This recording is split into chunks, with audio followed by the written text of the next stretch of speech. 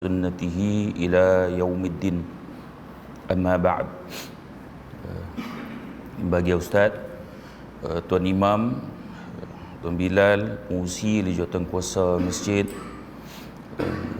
muslimin, muslimat, mudah-mudahan kita semua dirahmati oleh Allah Subhanahu wa taala. Alhamdulillah kita dapat bertemu kembali. Katanya saya rasmi kursi baru ni. Ustaz Faizal bagi gambar ni, tengok selesa, takut terlena waktu kuliah. Nampak selesa sangat. Baik, kita masih lagi berbincang tentang musuh kita yang nyata yang Allah sebut, innahu kana lakum aduwwum mubin. Sesungguhnya dia, iaitu syaitan, adalah musuh kamu yang paling nyata.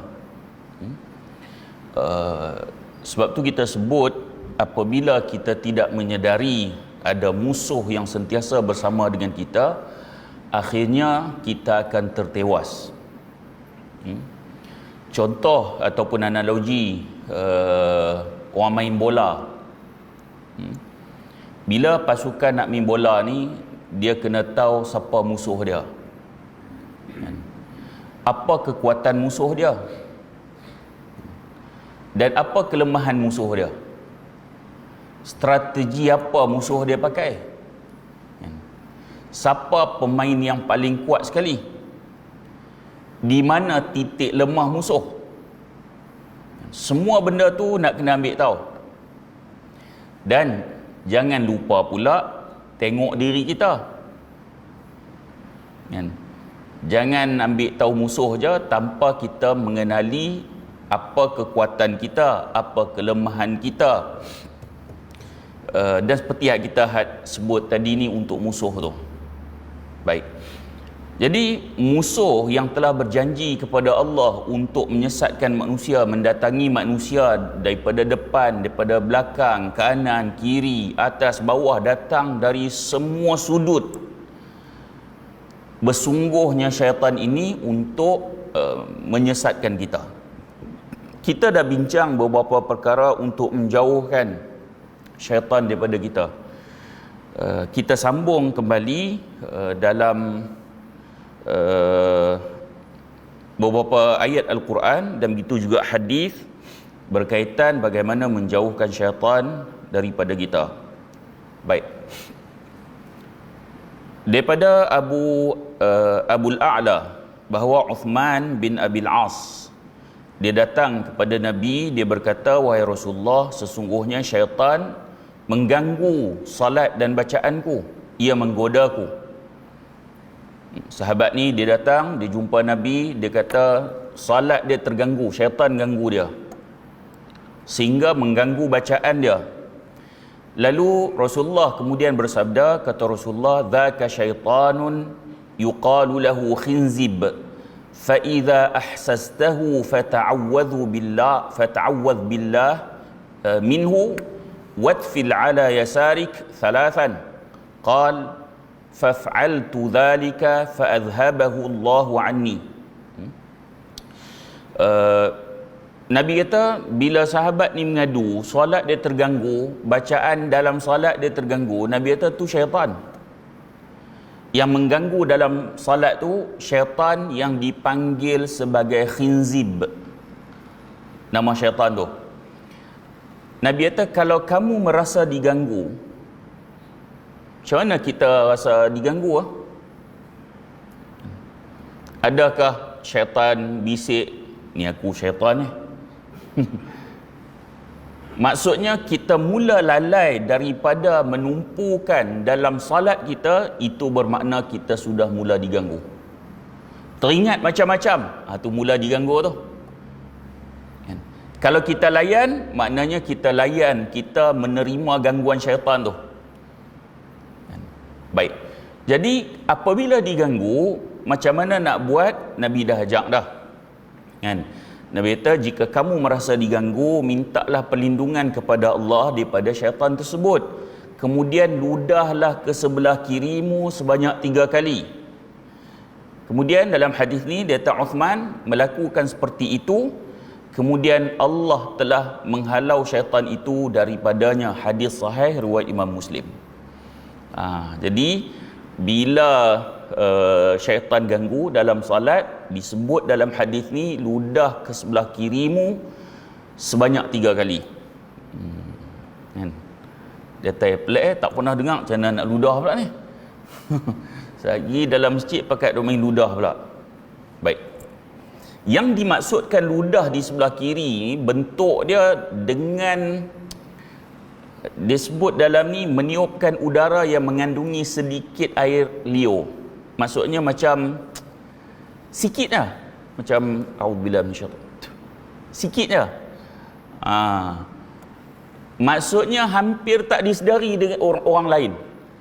Sebab apa? Kita tak mau ganggu orang lain. Maksudnya orang hak sebelah kita pun tak apa sedar hak kita buat tu. Kan? Auzubillahi minasyaitanir rajim. Sikit je, sikit. Sikit je. Baik. Saya tertarik Syekh Muhammad bin Saleh Al-Utsaimin bila ditanya tentang ni. Orang tanya dia, kalau salat berjemaah, macam mana nak ludah sebelah kiri dia? Dia jawab, apabila berada di kiri dan hujung saf, maka dia boleh meludah sebelah kirinya. Jika bukan apabila dia di hujung saf, maka boleh dia meludah sebelah kirinya. Kalau di hujung saf, kan, tepi sekali. Jika tidak, dia boleh meludah ke sebelah kirinya pada pakaiannya, kopiahnya atau sapu tangannya. Kan? Dia boleh ambil sapu tangan, dia auzubillahi minasyaitanir rajim. Dia ludah sikit, dia bubuh. Kan? Sapu tangan tu. Cuma orang kita dia tak biasa buatnya tu, dia rasa pelik. Dia rasa pelik. Sedangkan hadis ni hadis yang sahih. Apabila rasa terganggu, maka dia boleh untuk meludah sebelah kiri dengan minta perlindungan daripada Allah. Kemudian dia kata lagi, jika tidak dapat ludah, maka cukup sekadar dia berpaling ke arah kiri dan membaca, aku berlindung dengan Allah daripada syaitan yang direjam.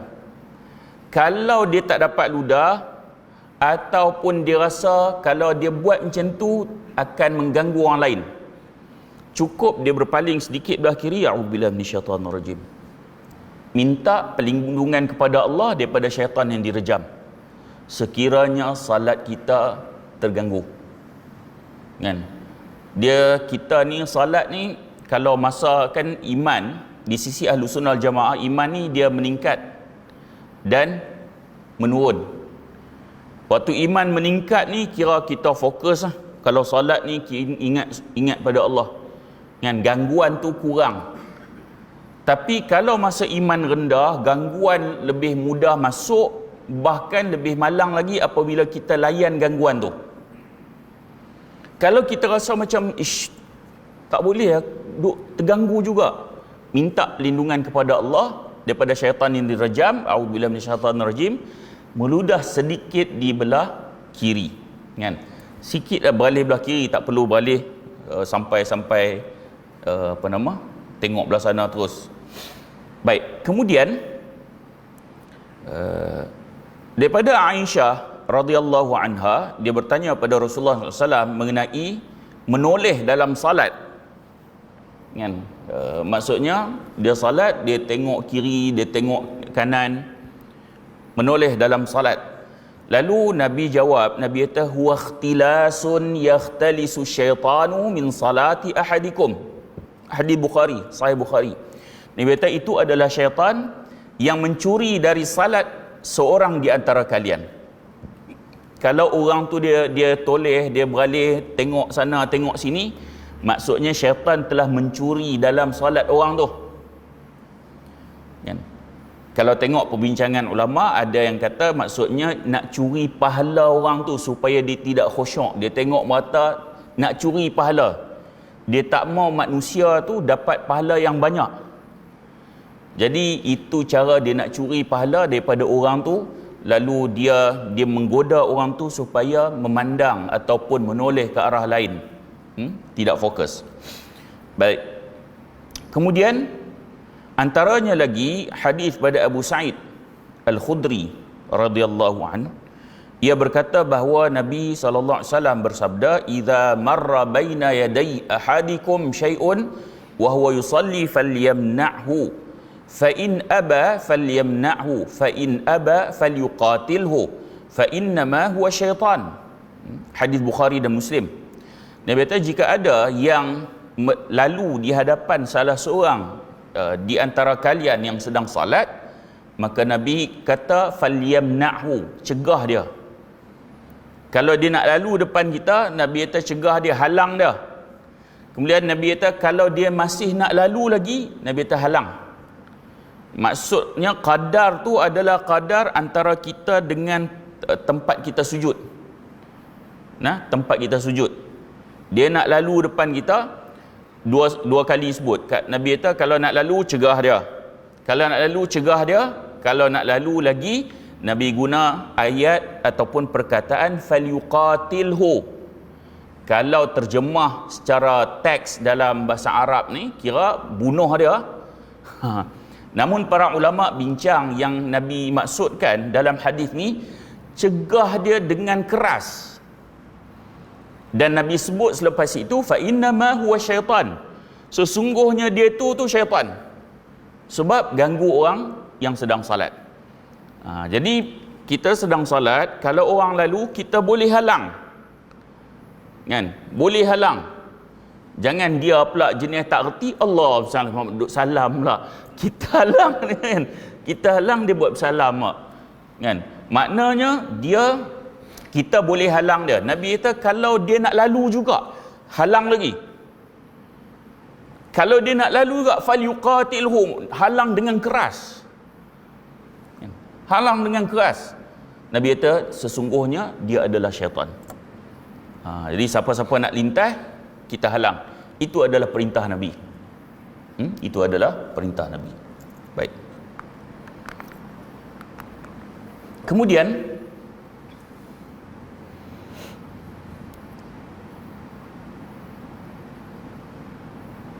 Ibn Battal dalam satu penjelasannya dalam syarah Sahih Bukhari disebut walam yarid sallallahu alaihi wasallam qat'as salah wastibahata dammihi wa innama arada daf'ahu bisyiddati wal quwwah. Dia kata tak ada dalil dari Nabi untuk memutuskan salat dan boleh bunuh orang yang lintas. Maksud Nabi itu bukan berhenti salat dan bukan juga membunuh orang yang sedang lintas. Maksud hadis tersebut adalah mencegah orang yang nak lalu tu dengan lebih kuat lagi. Baik. Kemudian dalam hadis yang lain daripada Abu Hurairah radhiyallahu an, Rasulullah SAW bersabda, "Idza qara'a ibnu Adam as-sajdata fasajada i'tazala asy-syaitanu yabki yaqul ya wailahu umira ibnu Adam bis-sujud fasajada falahu al-jannah wa umirtu bis-sujud fa abaitu falyan nar."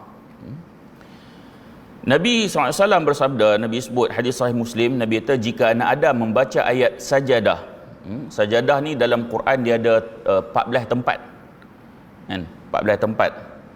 Kalau baca sampai ayat sajadah tu, lalu dia sujud, kemudian Nabi sebut syaitan akan menjauhinya sambil menangis. Orang yang baca ayat sajadah ni kemudian dia sujud, Nabi sebut syaitan akan menjauhi dia dan syaitan akan menangis. Kenapa syaitan menangis? Nabi jelaskan dalam hadis ni. Nabi kata syaitan akan kata celakalah aku. Anak Adam disuruh sujud, dia pun bersujud, maka baginya syurga. Sedangkan aku sendiri diperintahkan untuk sujud tapi aku enggan, sehingga patutlah bagi aku neraka. Ini pengakuan syaitan sendiri. Syaitan ni dia nak sesatkan manusia. Dia dah confirm masuk dalam neraka. Dia nak ada teman dalam neraka nanti. Syaitan ni tak mau bersendirian, syaitan saja dalam neraka, dan dia telah berjanji untuk ajak manusia, jin pun semua masuk dalam neraka sekali dengan syaitan. Kan? Sekali dengan depa. Lalu apabila manusia itu sujud, diperintahkan sujud, bila manusia sujud, dia rasa macam, Allah suruh sujud pada Nabi Adam, aku enggan. Manusia apabila diperintahkan sujud, mereka sujud. akan bagi manusia itu syurga dan bagiku adalah neraka, kata syaitan. Baik. Kemudian sujud sahwi. Sujud sahwi pula.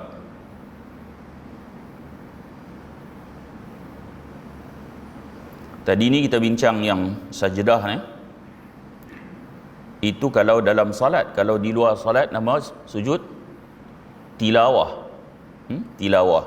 Sama ada orang baca Quran sampai ayat tu, ataupun orang lain yang dengar, dia juga disunatkan untuk sujud.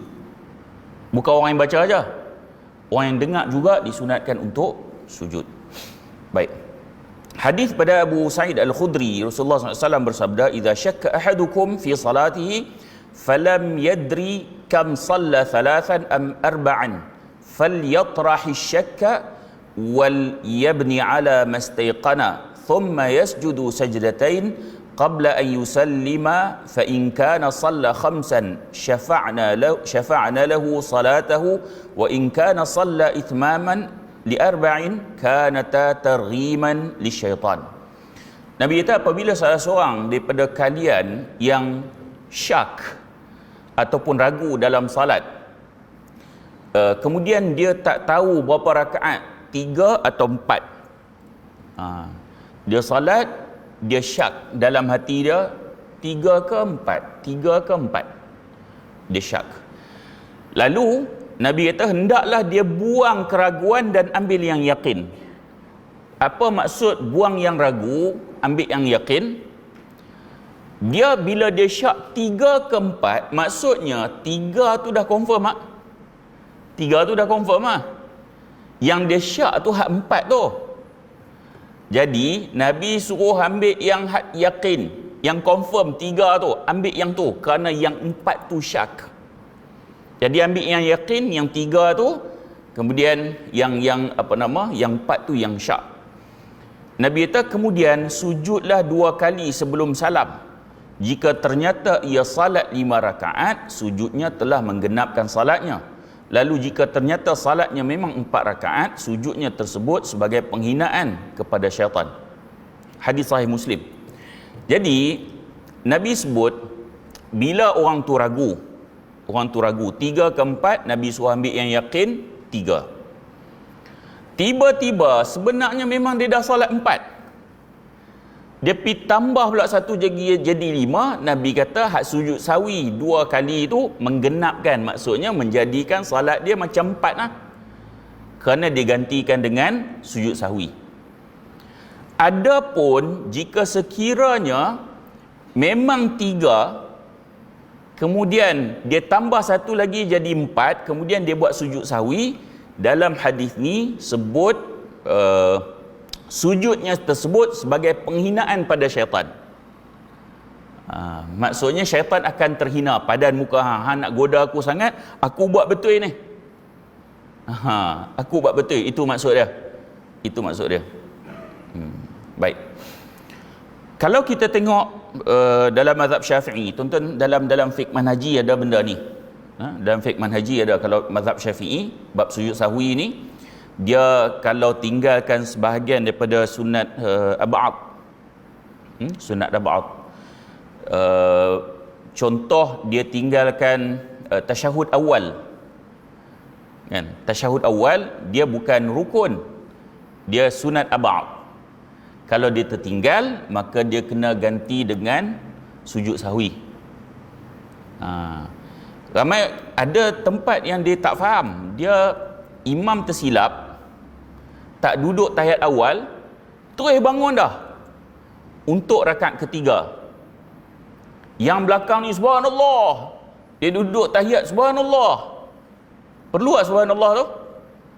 Tak perlu, terus bangun ikut imam, kan? Kerana yang tu bukan rukun, yang tu sunat ab'ad. Satgi imam akan ganti dengan sujud sahwi. Sujud sahwi. Baik.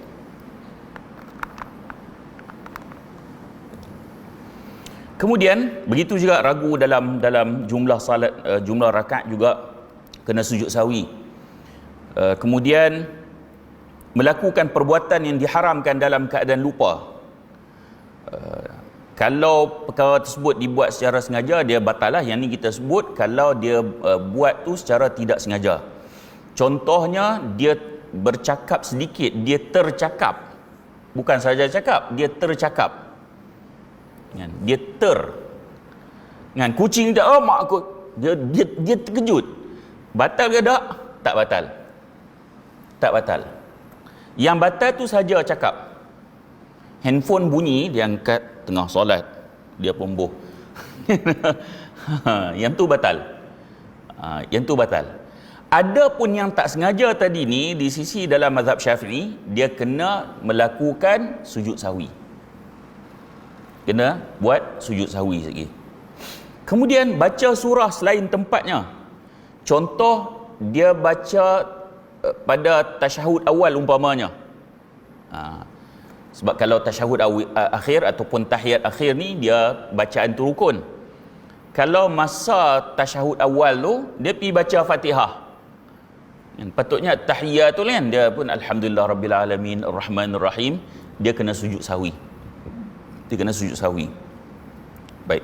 Sama juga kalau contoh masa i'tidal.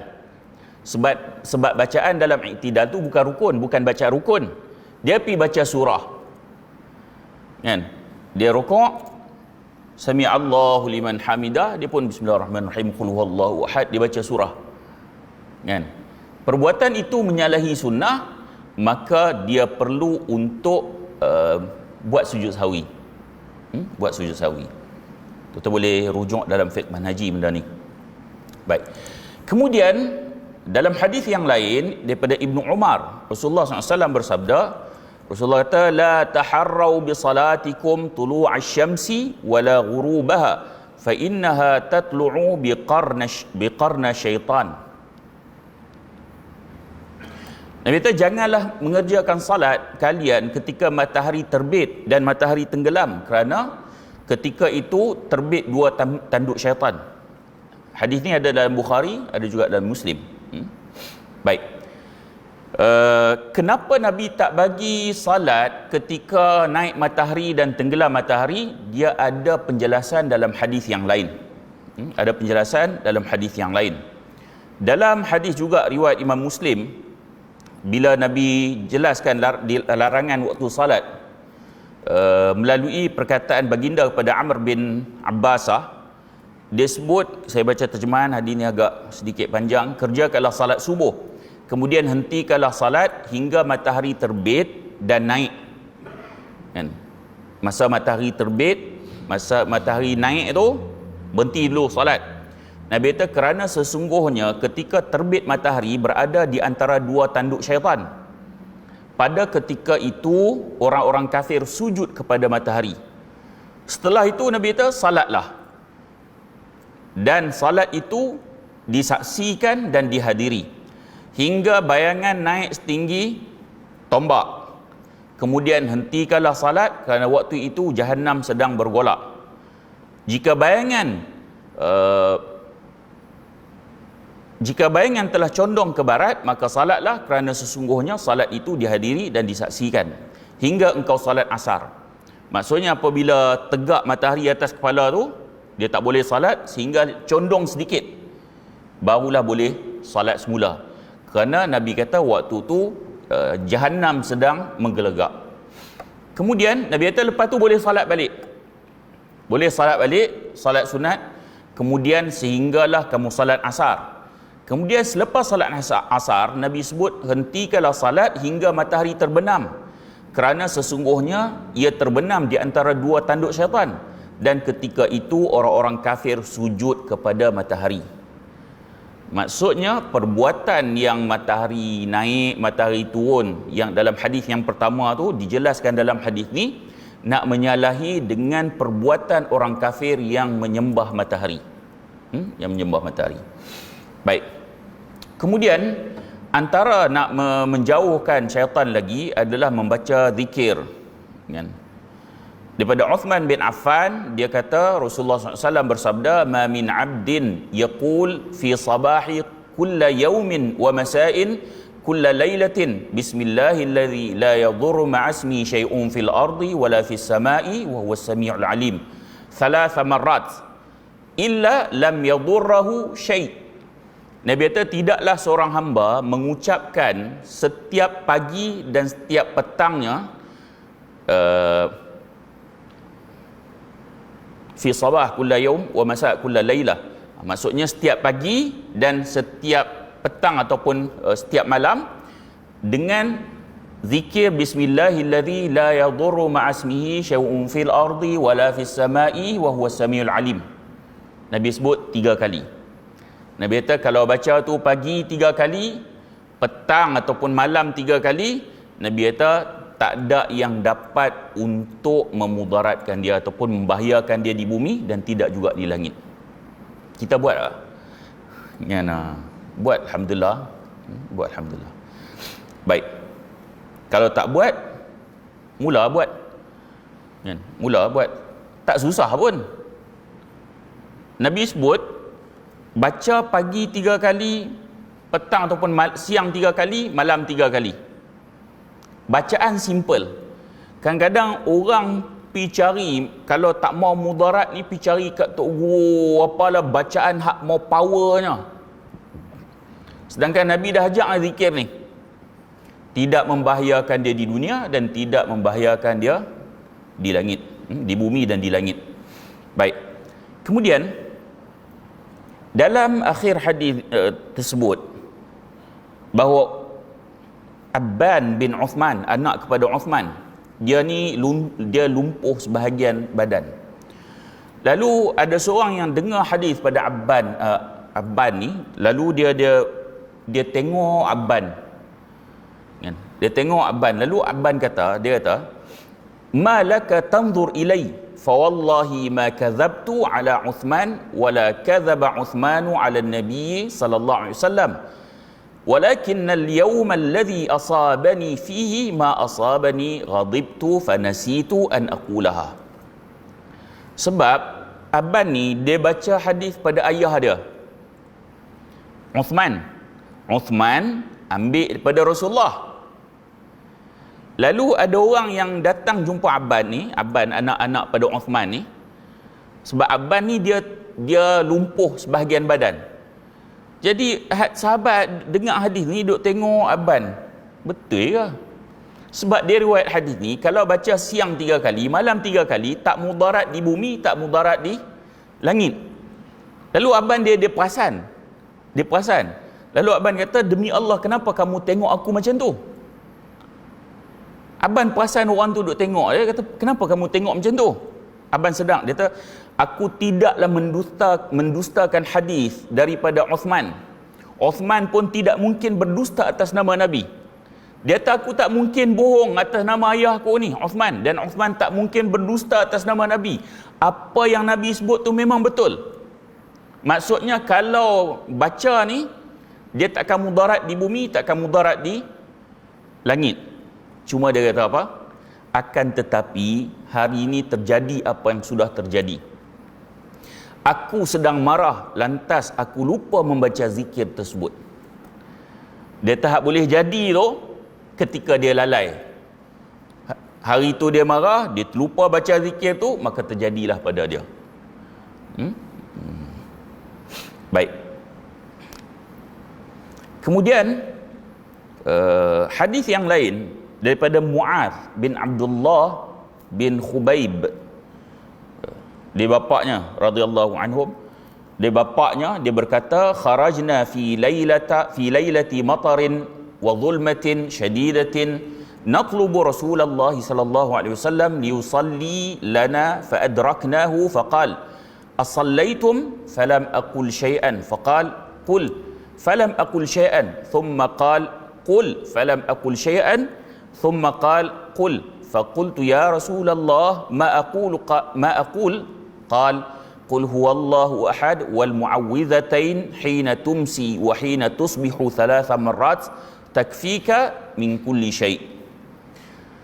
Sahabat ni Mu'adz bin Abdullah ni dia cerita pada malam hujan, masa tu dia kata gelap, kami keluar mencari Rasulullah sallallahu alaihi wasallam. untuk salat bersama kami. Lalu dia kata kami bertemu dengan baginda. Lalu baginda bersabda, apakah kalian telah salat? Akan tetapi sedikit pun aku tidak berkata-kata. Rasulullah tanya tu, dia tak jawab.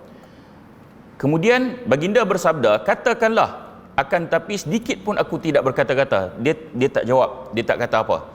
Kemudian baginda bersabda lagi, katakanlah, akan tapi sedikit pun aku tidak berkata-kata. Kemudian baginda bersabda, katakanlah hingga aku berkata, wahai Rasulullah, apa yang mesti aku katakan? Rasulullah bersabda, katakanlah, yakni qul huwallahu ahad, surah Al-Ikhlas, dan Al-Mu'awwidhatain surah Al-Falaq dengan surah An-Nas. Ketika petang, ketika pagi dan petang sebanyak 3 kali, maka dengan ayat ini akan mencukupkanmu, yakni menjaga kamu dari segala keburukan. Hadis riwayat Abu Daud, Nasai, Albani menyebut hadis ni adalah hadis yang hasan. Jadi Nabi dalam hadis ni pula, Nabi suruh baca 3 kali siang, 3 kali malam. Apa dia? Qul huwallah 3 kali, Qul a'udzu birabbil falaq 3 kali, Qul a'udzu birabbin nas 3 kali siang. Lepas tu malam buat benda yang sama. Dan Nabi sebut kalau baca yang ni, Allah akan menjaga kamu dari segala keburukan. Tuan-tuan, ayat ni semua kita hafal, cuma kita tak baca untuk mendapat perlindungan daripada Allah. Kalau belajar silat kan kadang orang belajar silat ni dia nak ilmu lain-lain kan. Kalau dia pergi tanya Tok Guru tu, kalaulah Tok Guru tu tak baca hadis lah, cuma sebut hang baca Qul huwallah 3 kali, Qul a'udzu birabbil falaq 3 kali, Qul a'udzu birabbin nas 3 kali siang, satgi malam baca lagi, kita rasa tak puas tau. Macam tak power ayat tu. Kan? Mod ayat lain macam hak dia bagi tadi tu tak power. Inilah masalah kita. Kan? Sebab tu kadang-kadang ada golongan yang sebahagian lah, yang tarikat lah, geng-geng sufi lah, hak Nabi bagi tu dah jelas lah, pergi cari hak Tok Syekh dia ni bagi satu ayat lain pula. Kebetulan Tok Syekh dia dapat pada mimpi, sedangkan Nabi bagi dah dalam hadis yang sahih banyak.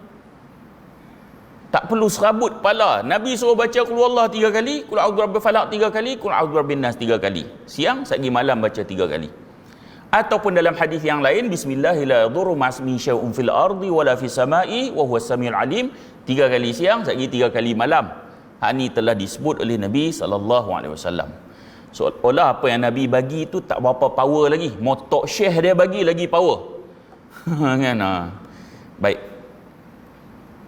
Kemudian daripada Uqbah bin Amir Al-Juhani, dia berkata radhiyallahu an, baina ana aqudu bi Rasulillah sallallahu alaihi wasallam rahilatahu fi ghazwati idh qala ya Uqbah qul fastama'tu thumma qala ya Uqbah qul fastama'tu faqalaha thalitha faqultu ma aqulu faqala قل هو الله أحد فقرأ السورة حتى ختمها ثم قرأ قل أعوذ برب الفلق وقرأت معه حتى ختمها ثم قرأ قل أعوذ برب الناس فقرأت معه حتى ختمها ثم قال ما تعوذ بمثلهن أحد. Antara kami, aku bersama dengan Rasulullah menuntun unta Rasulullah pada satu peperangan. Lalu baginda berkata, wahai Uqbah, ucapkanlah, aku pun mendengarkannya. Kemudian baginda berkata, wahai Uqbah, ucapkanlah, aku pun mendengarkannya. Kemudian baginda berkata ketiga kalinya, aku pun berkata apa yang mesti aku ucapkan. Baginda membaca Qul huwallahu ahad, lantas baginda membaca surah Al-Ikhlas hinggalah habiskannya. Kemudian baginda membaca Qul a'udzu birabbil falaq, aku lantas membaca bersama baginda hingga menghabiskannya. Kemudian baginda membaca Qul a'udzu birabbin nas, aku lantas membaca bersama baginda hingga menghabiskannya. Lalu baginda berkata, tidak ada seorang pun yang berlindung dari segala keburukan seperti orang berlindung dengan 3 surah tersebut. Maksudnya, untuk nak minta perlindungan kepada Allah ni tak susah. Surah-surah untuk melindungi diri ni Nabi dah ajak pada kita, semua pakat dah hafal dah kan, cuma nak amal ataupun tak. Baik, kemudian ni penting tak, minta perlindungan untuk anak kecil. Isteri Imran ketika melahirkan ni bapa kepada Maryam, Sayyidatina Maryam, ketika melahirkan Maryam, dia berkata sebagaimana disebut dalam ayat Al-Quran, wa inni u'idhuha bika wa dhurriyyataha minasyaitanir rajim. Maksudnya, dan aku mohon perlindungan untuknya serta anak-anak keturunannya kepada pemeliharaan kamu daripada syaitan yang terkutuk. Ini serah budak ni kepada pemeliharaan Allah Subhanahu Wa Taala dalam surah Al-Imran ayat 36. Daripada Ibnu Abbas, dia kata Nabi minta perlindungan untuk Hasan dan Husain, cucu baginda, dengan berkata, sesungguhnya bapa, maksudnya nenek moyang kamu dulu, nenek moyang kamu berdua biasa meminta perlindungan pada Ismail dan Ishaq dengan bacaan a'udzu bikalimatillahi tammati min kulli syaitanin wa hamatin wa min kulli ainin lammah. Artinya, aku berlindung dengan kalimat-kalimat Allah yang telah sempurna dari godaan syaitan, binatang beracun, dan dari pengaruh ain yang buruk. Hadis Sahih Bukhari. Maksudnya, untuk nak minta perlindungan kepada anak-anak kecil, dalam Quran pun ada, dalam hadis pun ada. Ayat dalam Al-Quran kita dah baca tadi ni, dalam hadis pun ada doa untuk perlindungan pada budak. Jadi tak perlu pi ambil tu gelang apa hak hitam tu bagi baby pakai, tangkai. Dia kata tak boleh, dia menangis, dia kena sawan tangis. Pi kat bomo tu pun bagi apa warna hitam tu, gelang warna hitam tu, dia pun jampi bagi pakai. Lepas tu diam kan, diam. Tuan-tuan, bab tangkal ni nanti kita bincang yang lain pula kan. Dia nanti kita khawatir bab hak tangkal apa semua tu nanti dia membahaya pada akidah. Sedangkan dalam Quran pun ada, dalam hadis pun ada bagaimana untuk perlindungan, minta perlindungan kepada Allah kepada anak-anak hak baby apa semua ni dah ada dah, dalam Quran pun ada, dalam hadis pun ada kan. Dia tak dah buat dah, tak jadi, sabar. Di situ Allah nak uji kesabaran manusia.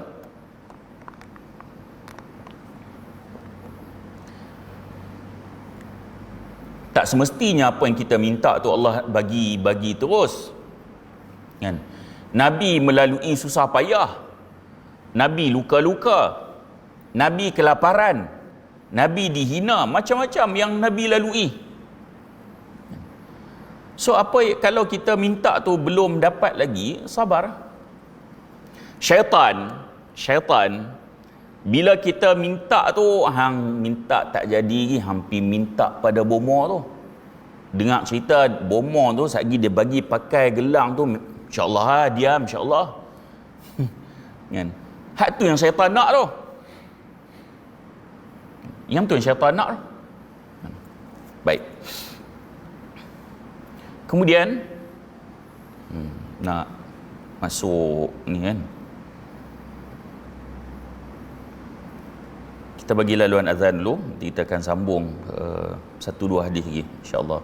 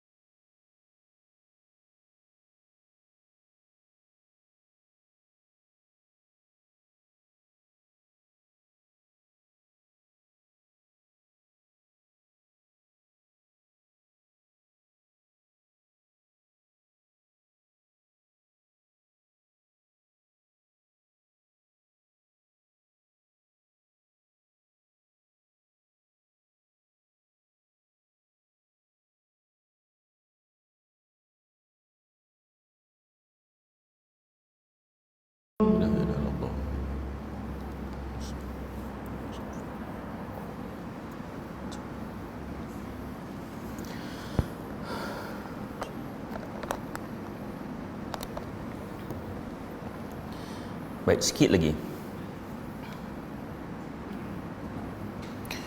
Rasulullah SAW bersabda, "Idza kana junhul lail aw amsaytum fakuffu sibyanakum fa inna syayatina tantashiru hina idzin fa idza dhahaba sa'atun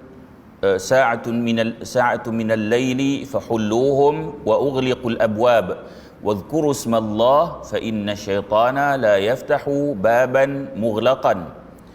Kata Nabi, apabila datangnya malam, mula gelap, maka halanglah anak-anakmu dari keluar rumah kerana syaitan itu sedang berkeliaran. Jika telah berlalu satu ketika waktu malam, yakni habis dah antara maghrib tu, dah masuk isyak dah, maka lepaskanlah mereka lagi. Hendaklah kalian menutup pintu dan berzikir kepada Allah kerana sesungguhnya syaitan tidak dapat membuka pintu yang tertutup. Hadis Bukhari dan Muslim. Hadis ni sebut bila nak masuk malam, masuk maghrib, Nabi sebut jangan bagi anak-anak keluar rumah. Hak ni yang orang tua-tua dulu pesan kan. Pantang mak ayah kita kalau balik sebelum azan. Oh, memang kena sebat lah. Kan? Memang kena sebat lah. Kalau balik dekat dengan azan pun memang kena sebat lah. Tambah kalau azan lagi lah. Dah masuk, kemudian dia suruh tutup pintu-pintu tingkap tu. Rupa-rupanya apa yang orang tua-tua suruh buat dulu, dia ada kena-mengena dengan hadis Nabi. Apa yang hak orang tua-tua dulu yang suruh buat, yang bagus kita ikut lah, macam yang ni. Hak mana yang tidak ada sandaran agama, hak tu kita tolak ah. Contoh kan, masa saya awal-awal kahwin dulu, bila dapat anak pertama kan, mak mertua kata orang tua pesan kalau nak bagi anak cerdik, uri tu tanam dengan pensel. Betul kan? Petua orang tua tanam dengan pensel nak bagi cerdik. Saya kata kalau nak bagi cerdik lagi, tanam dengan laptop. Dengan komputer lagi cerdik. Benda-benda yang macam ni bila tak ada sandaran dalam nas, tak, kita tolak ah. Kan? Ada pun yang ada sandaran, apa yang orang tua suruh dulu memang betul. Dia pesan sebelum maghrib kena balik, dah balik masuk dalam rumah, tutup pintu, tutup tingkap, dan memang Nabi suruh pun. Nabi kata halanglah anak-anak kamu daripada keluar rumah kerana syaitan ketika itu sedang berkeliaran. Jika telah berlalu sesaat dari waktu malam, yakni dah masuk waktu isyak, maka lepaskanlah mereka lagi. Hendaklah kalian menutup pintu dan berzikir kepada Allah kerana sesungguhnya syaitan tidak dapat membuka pintu yang tertutup. Macam mana keadaan dia syaitan tak boleh masuk, itu di luar pengetahuan kita.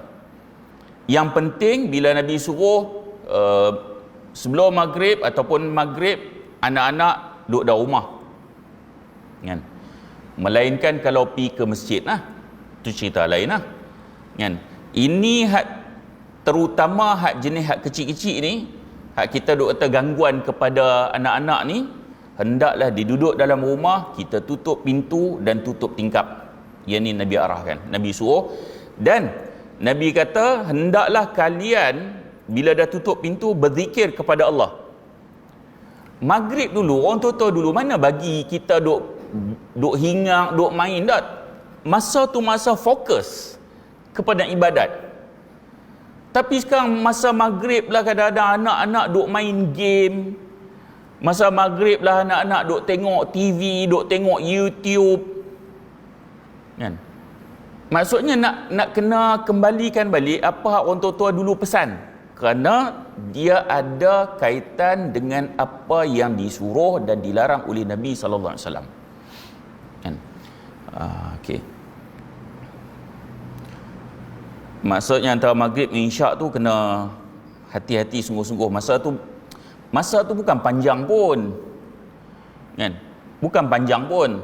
Kita hak mari di masjid ni kena peringatlah pada keluarga kita kat rumah. Kan? Tengok kadang bagus, suami bagus dah, bapak bagus dah main masjid, bini duk tengok 7 hari mencintaimu. Drama pukul 7 tu. Kan? Bini, anak duk tengok cerita Korea kat YouTube, bapak main masjid. Nak kena pesan benda tu. Kan? Sebagaimana mak ayah kita dulu pesan benda-benda hak macam ni, apatah lagi benda hak mak ayah kita pesan dulu, sebenarnya memang itulah yang disuruh oleh Nabi sallallahu alaihi wasallam.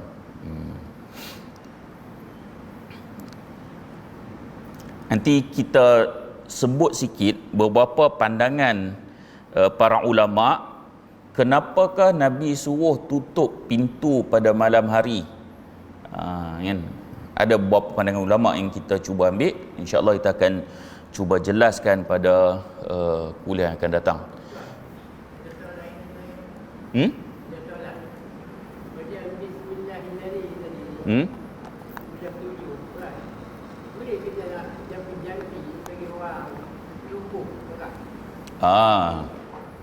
Baik.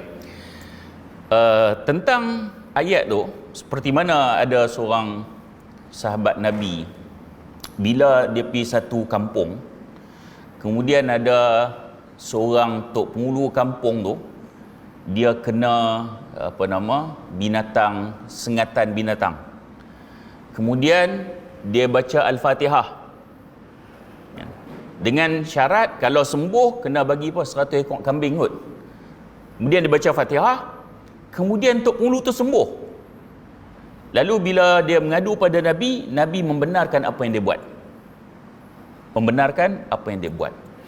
Maksudnya perkara yang dia baca tu umum.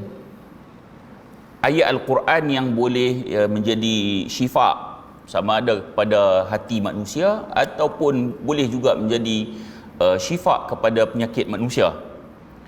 Dan begitu juga dalam hadis, apabila disebut tentang untuk menjauhkan daripada mudarat, walau bagaimanapun hadis ini Nabi sebut tentang orang tersebut yang baca. Dia yang baca bismillahirrahmanirrahim la yadurru ma'asmi syai'un fil ard, dia yang baca. Sebab tu Abban tadi ni bila dia lupa baca, kemudian mudarat menimpa dia. Adapun bila orang lain yang terkena penyakit, berdasarkan hadis ni, ayat ini boleh menjauhkan mudarat, wallahu taala alam. Boleh jugalah kita baca untuk minta supaya orang lain dijauhkan daripada mudarat, wallahu taala alam. Boleh ya, berdasarkan keumuman hadis ni kan, berdasarkan. Tapi sebaiknya kita pesan dia kena baca kan. Dia kena baca. Walaupun kita baca minta pada Allah supaya dijauhkan daripada mudarat, kita juga pesan pada dia supaya dia juga membaca doa tersebut supaya Allah menjauhkan mudarat pada dia.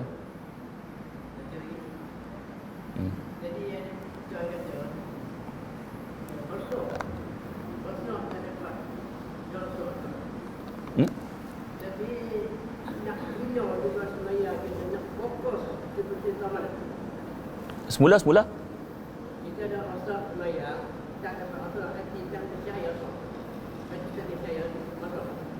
Tetapi kita nak fokus. Okey. Dia bila kita nak fokus ni, sebab ada sebahagian orang bila dia sebut khusyuk tu macam dia menganggap khusyuk ni macam kira berada di alam mana dah. Dia bukan macam tu. Khusyuk ni salah satunya adalah kita fokus bahawa kita sedang berhadapan dengan Allah Subhanahu Wa Taala, sedang beribadah kepada Allah. So salah satu kalau tuan-tuan baca macam mana nak khusyuk ataupun macam mana nak fokus adalah kita memahami bacaan dalam salat. Itu salah satu padanya. Untuk orang kita lah, sebab bahasa Arab bukan bahasa kita. Bahasa Arab bukan bahasa kita. Bahkan bacaan-bacaan dalam salat ni kita boleh baca dengan otak di luar sedar. Apa maksudnya? Pukul 3 pagi orang gerak, baca Fatihah, kita duk mamai alhamdulillah rabbil alamin arrahman, boleh baca di luar sedar. Malamnya orang gerak 3 pagi boleh baca di luar sedar, di luar sedar itulah kita bawa dalam solat. Faham tak maksud saya? Kita baca alhamdulillah rabbil alamin arrahman, di luar sedar sedang habis lah waladdallin, di luar sedar. Sedangkan dalam Al-Fatihah itu sendiri ada puji pada Allah, ada minta pada Allah, kan? Ada pengagungan kepada Allah. Hak tu semua kita dah tak sedar tu. So bila kita tak sedar, maknanya kita tak fokus kan. Kita baca alhamdulillah rabbil alamin arrahman, kita tak ada alhamdulillah segala puji bagi Tuhan sekalian alam. Sekali bila minta ihdinas siratal mustaqim, ya Allah tunjukkanlah kami jalan yang lurus. Siratal ladzina an'amta alaihim, jalan yang telah engkau beri nikmat kepada mereka. Ghairil maghdubi alaihim, bukanlah jalan orang-orang yang kamu murka, waladdallin, bukan juga jalan-jalan orang yang sesat. So kalau kita tak faham makna bacaan dalam bacaan kita, maka sukar untuk kita fokus. Yang tu yang penting dulu.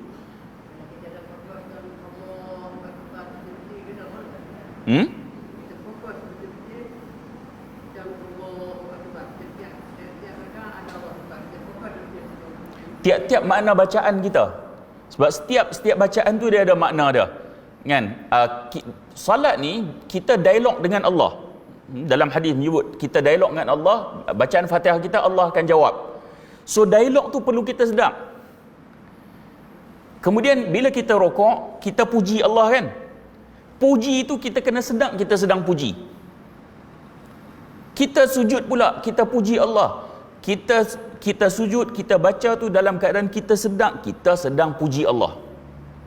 Baru dia akan jadi fokus ataupun mungkin kita boleh sebut khusyuk. Paling penting untuk masyarakat kita yang tidak faham berbahasa Arab ni, hendaklah dia memahami setiap bacaan dalam solat dia, kan? Fatihah dia, kemudian bacaan dalam rukuk dia, bacaan dalam sujud dia, yang tu kena faham, barulah dia boleh fokus. Kalau yang tu perkara yang asas, yang tu dia tak faham makna bacaan, maka sukar untuk dia fokus. Sukar. Sekadar itu saja, mudah-mudahan pertemuan kita ada manfaat. Kalau terkasar bahasa, mohon maaf, dan saya sudahi dengan aqulu qawli hadza wa astaghfirullahal azim li wa lakum.